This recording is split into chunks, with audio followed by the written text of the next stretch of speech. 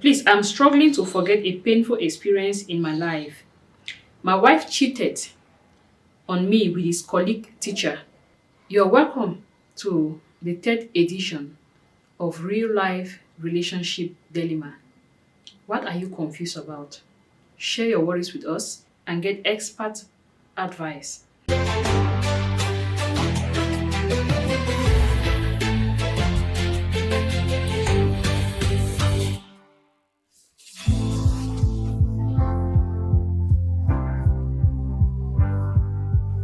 Today we have this question. Please, I'm struggling to forget a painful experience in my life. My wife cheated on me with his colleague teacher. She does it when she goes to school, always.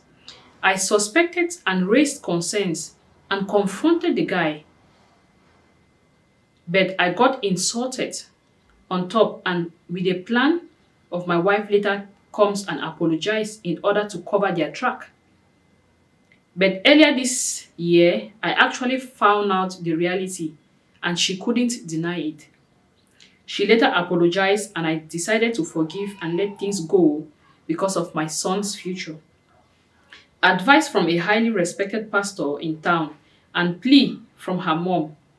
I couldn't believe my wife actually could do that, but I still continue to feel the pain in my heart regularly and I don't really know what to do. Kindly assist me.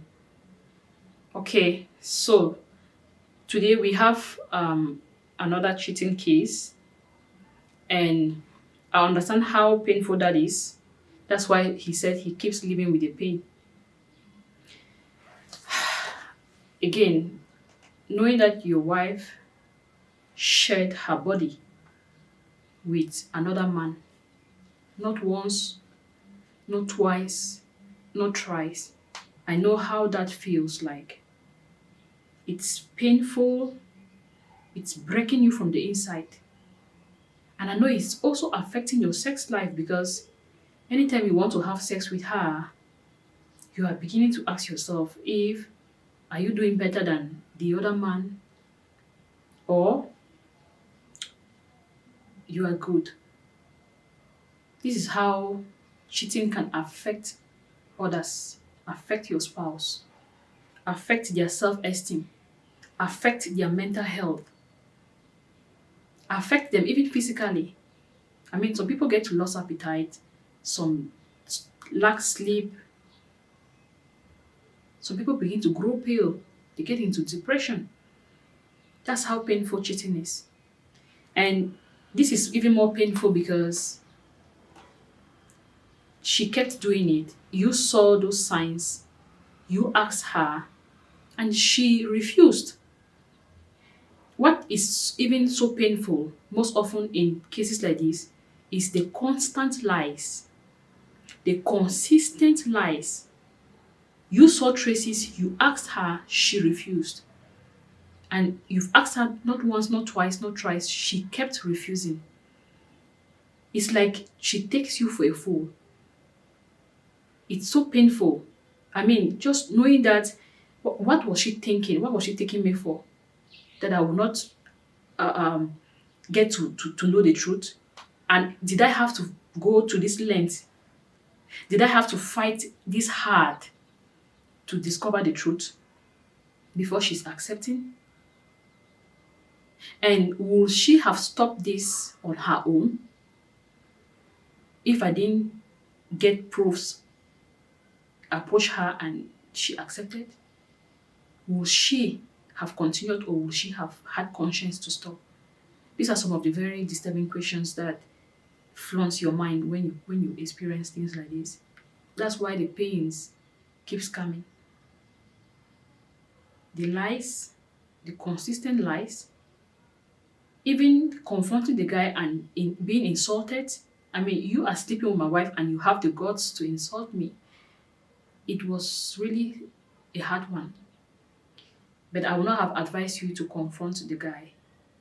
Most often, if we have issues with our spouses cheating, the problem is our spouse's loyalty. It's not about the other people. So you will have refrained from approaching this guy because it actually added the pain. Imagine being insulted on what was actually right.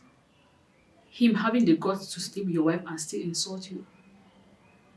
If you had not approached him, the part of the pain that coming from this guy would not have been there. So I will always advise everyone, unless it has gone to a certain extent, then you can approach the side chick or the side guy. But most often, please do avoid it. Some of them have no shame, some of them don't care. After all, they're just out to catch fun with your spouse. So it's always advisable not to approach the other, rather talk to your spouse so as to avoid things like this. And it's just early this year that she had to accept, meaning it has been going on for a long time. And I want to tell you that forgiving is sometimes even easier than forgetting. Forgiving is hard. I'm not saying that forgiving is easy, of course, but when you compare two things, you can say that this one is a little bit easier. Forgiving is one thing, forgetting is another. Forgiving her doesn't mean you're going to forget.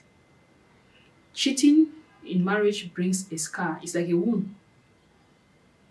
Sometimes it heals, not like sometimes even, most often it heals and leaves behind scars. Then when you use it sometimes, those scars get to bring back triggers. You get to, feel that way, feel that pain again.